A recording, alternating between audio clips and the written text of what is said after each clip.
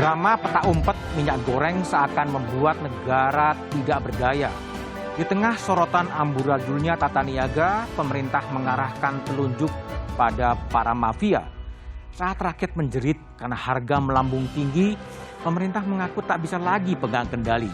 Kisah minyak goreng di negara kaya sawit yang lahannya tiada tepi jadi sebuah ironi yang memancing emosi. Lantas apa sebenarnya biang kerok gejolak minyak goreng di negeri ini? Inilah Satu Meja The Forum. Ada mafia di balik minyak goreng dalam tanda tanya.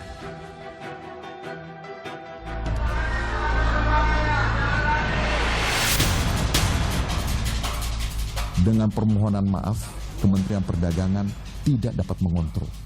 Karena ini sifat manusia yang rakus dan jahat. Saya mintakan kepada Satgas Pangan untuk melawan orang-orang mafia-mafia ini yang rakus dan jahat ini, kita mesti bersama-sama.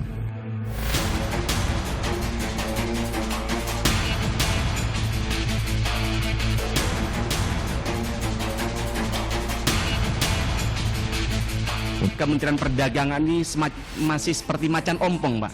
Gagal dalam memproteksi rakyat kita dari persoalan komoditas, salah satunya minyak goreng ini, Pak.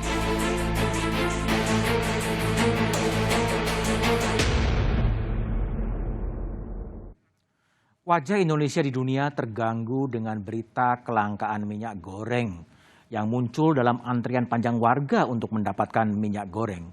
Kisah itu mengacu pada rekaman pemberitaan Kompas bukan hanya kali ini.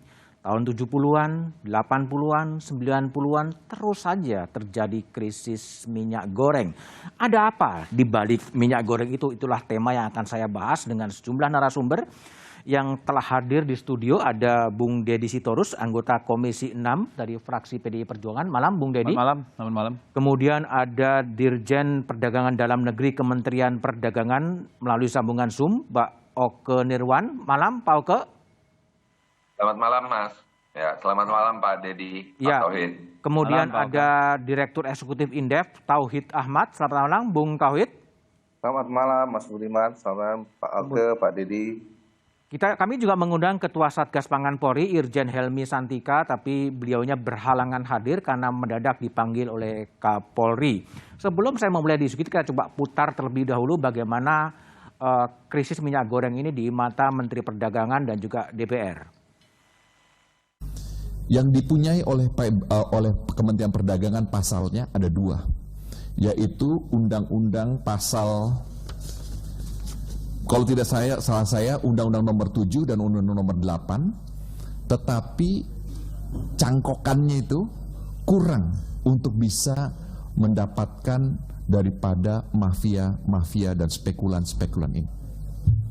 Jadi Bapak dan Ibu, yang terjadi adalah ketika kebanyakan daripada minyak ini tidak bisa dipertanggungjawabkan, makanya terjadilah kemiringan-kemiringan tersebut. Yang ada sekarang ini kan para pengusaha itu ingin mengambil manfaat dari apa? Dari celah adanya peluang-peluang yang memungkinkan mereka untuk bisa mendapat keuntungan. Jadi harus dipisahkan nih. Kalau misalnya ada pemerintah mengatakan mafia pangan, saya juga belum tahu yang mana dimaksud. Oke, baik. Pak Oke Nirwan. Pak Oke, jadi Pak Menteri Perdagangan menyebut ada mafia di balik kelangkaan minyak goreng. Sudah ditemukan siapa yang menjadi mafia itu, Pak Oke? Begini, apa yang dimaksudkan Pak Menteri, ada kendala yang menyatakan terjadinya kelangkaan. Padahal secara data yang kami kumpulkan, komitmen dari para pelaku, para produsen, yang menyampaikan juga data sampai distributor, itu ternyata sudah cukup, bahkan berlebihan ketersediaan minyak goreng ini. Dan kenyataannya di lapangan tidak ada. Tentu ini ada masalah. Dan inilah yang kita tidak tahu. Kita bisa saja menyebutkan itu oknum, bisa saja itu di mana.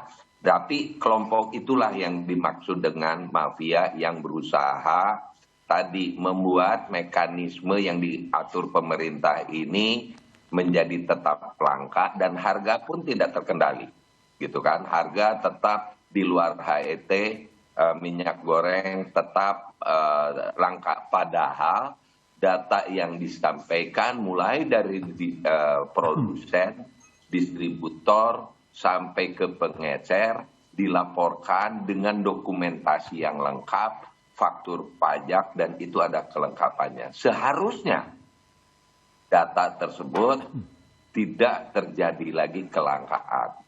Ada memang indikasi inilah yang dimaksud. Tentunya ada pemain di sini yang dalam tanda kutip disebutkan oleh Pak Menteri itu mafia. Siapa Pak Oke? Ya, gimana? Siapa yang dimaksud oleh Pak Mendak sebagai mafia itu? Ya, pokoknya saya nggak bisa menyampaikan datanya secara langsung, tetapi data tersebut disampaikan kepada para penegak hukum. Dan dari mulai aliran dari komitmen produsen, distributornya siapa, berapa banyak, di wilayah mana, itu semua diserahkan. Dan daftar distributor saja hampir 34.000 yang memberikan, yang terdaftar di kami, yang menjadi saluran distribusi untuk minyak goreng sampai ke masyarakat. Dan itu kami serahkan. Artinya dalam hal ini, kalau sudah ketahuan Pak Menteri tentu menyebutnya ya langsung nama bisa. Bahkan ada barang bukti yang kita tunjukkan di forum di DPR. Jadi menurut Pak Oke, data-data siapa pemain ini sudah disampaikan kepada Bareskrim gitu ya? Semua yang terdata yang ada di Kementerian Perdagangan terkait minyak goreng ini sudah diserahkan ke kepolisian. Dan dijanjikan pada hari Senin, kemudian nama tersangka mafia itu akan diumumkan, tapi sampai sekarang belum. Apa yang terjadi, Pak Oke? Ya, artinya diharapkan tentunya menurut pandangan kami, bukti-bukti itu jelas, tetapi kan dari ternyata proses secara hukum tidak mudah mungkin. Sehingga target kami dengan data-data yang jelas ini mungkin belum cukup bukti untuk dinyatakan siapa yang harus diinikan. Apalagi saat ini konsentrasi pemerintah adalah memastikan ketersediaan minyak goreng di depan mata masyarakat. Bung Deddy, yakin ada atau menurut Anda memang mafia minyak goreng ini ada atau gimana? Kita harus beda-bedakan dulu ya. Gini, pertama indikasinya benar nggak ada katakanlah pelaku kejahatan dalam soal kelangkaan minyak goreng. Ya tadi satu sudah disebutkan bahwa ketika pemerintah Kementerian Perdagangan memutuskan ada DMO, ada DPO, ada HET, barang serta-merta menghilang. Lalu ketika pemerintah memutuskan menghapus DPO, ya HET dan mensubsidi, dalam 2 hari barang membanjiri pasar. Artinya barang itu ada. Sebenarnya. Ya. Nah, tapi ada pihak-pihak yang selama ini melakukan berbagai upaya mendapatkan keuntungan sebesar-besarnya. Dan ini sebenarnya melanggar hukum dan aturan. Tapi saya menyebutnya berbeda-beda. Kalaupun saya harus memakai kata mafia ini adalah mereka pelaku yang ini terintegrasi dari mulai hulu sampai hilir. Ini bisa saya katakan mafia karena dia, kalau mafia itu kan harusnya memang organized crime. Kalau ini memang terinstitusi dia. Katakanlah ini bisa jadi punya kebun sawit, punya refinery, minyak goreng, terkait dengan distribusi dan seterusnya. Ini layak kita sebut mafia. Kalau yang sekarang terjadi. Lalu ada, bisa jadi itu juga. Bisa terjadi itu juga. Bisa itu juga. Lalu ada yang namanya spekulan. Spekulan ini memainkan katakanlah di tingkat tertentu, apakah itu distributor level 1, 2, atau di pengecer yang menahan barang, naik dikit, dia keluarkan dikit, gitu ya. Nah ini kan spekulan. Lalu ada namanya penyeludupan.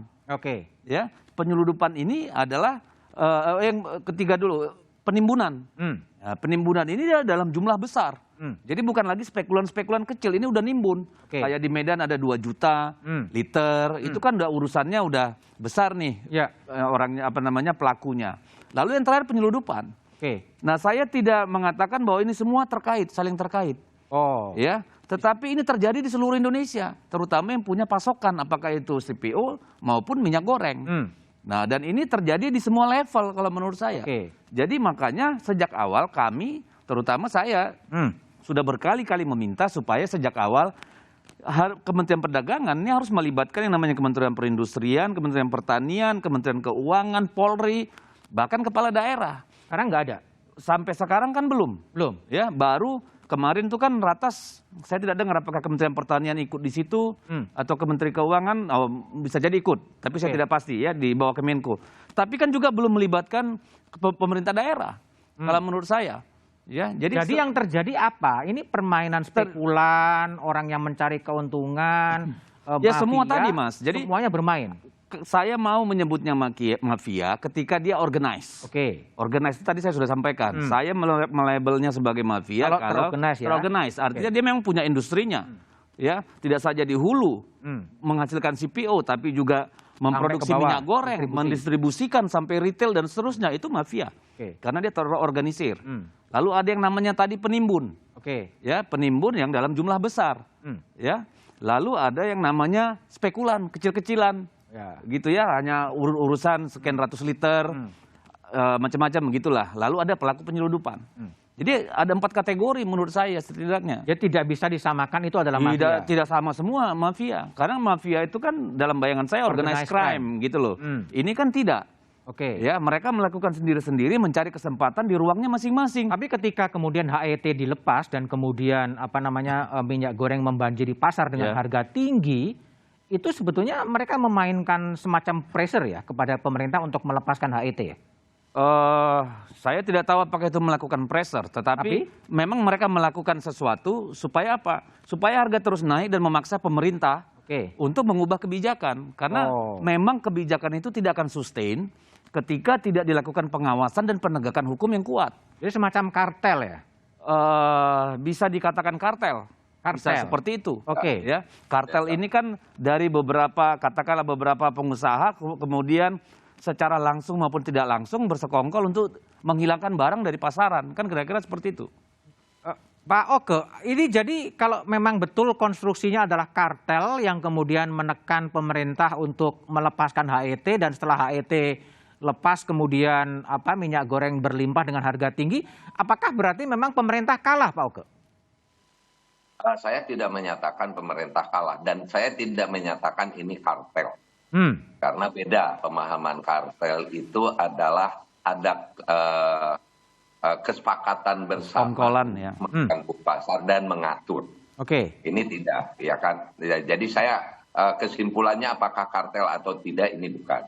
Tapi pada kenyataannya saat ini upaya mereka baik secara sama-sama ataupun tidak, outputnya itu adalah menghalangi program pemerintah untuk menyediakan minyak goreng dengan harga yang terjangkau. Menghalangi ya? Sama semua, warnanya mungkin beda. Bisa tadi dengan mencicil keluarnya sedikit-sedikit sehingga kelangkaan, ataupun harganya yang ternyata harusnya harga eceran tertinggi dilanggar dengan di atas harga. Tapi itulah yang ini. Dan saya bilang tadi dari pernyataan Mas tadi bahwa pemerintah kalah tidak pernah. Evolusi kebijakan yang berjalan dari sejak Permendag 01, 03, 06 dan sementara yang terakhir 11 itu harus dilihat secara paketnya kebijakannya. Karena paket yang terakhir, paket itu adalah DMO DPO, paketnya adalah Permendag 06 dengan Permendag 08. Ada kewajiban DMO dengan DPO dan keluar dengan harga eceran tertinggi. Yang sekarang pun paket kebijakannya itu ada 3 peraturan menteri yang keluar. Peraturan Menteri Perdagangan harga eceran tertinggi, Peraturan Menteri Perindustrian nomor 8 tahun 2022 dalam rangka penyediaan minyak goreng dalam kerangka pembiayaan dari BPDPKS, dan satu lagi adalah Peraturan Menteri Keuangan tentang menaikkan levy. Jadi ini paketnya bareng. Dan kalau dilihat secara makro, di sana kelihatan pemerintah tidak kalah. Pemerintah tidak kalah. Oke, Tauhid Ahmad. Jadi ini apa yang sedang terjadi permainan minyak goreng ini ketika HET-nya dipasang, minyak gorengnya kemudian langka, ketika HET-nya lepas, kemudian berlimpah dengan harga yang tinggi. Tapi analisis Tauhid setelah jeda berikut ini.